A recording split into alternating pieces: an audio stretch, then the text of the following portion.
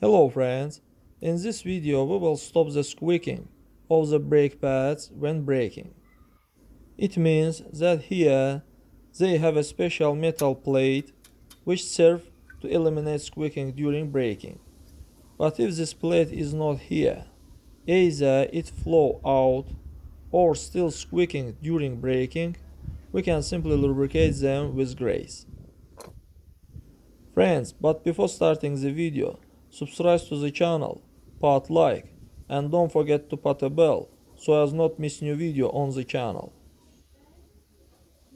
We will smear them on the back of the pads. If a little grease gets on the working part, then they will be not breaking.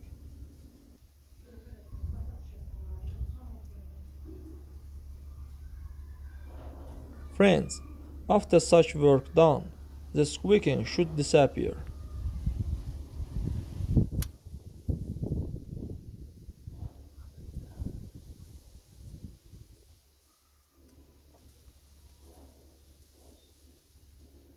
That's all guys, subscribe to the channel, put like, and don't forget to put a bell so as not miss new video on the channel.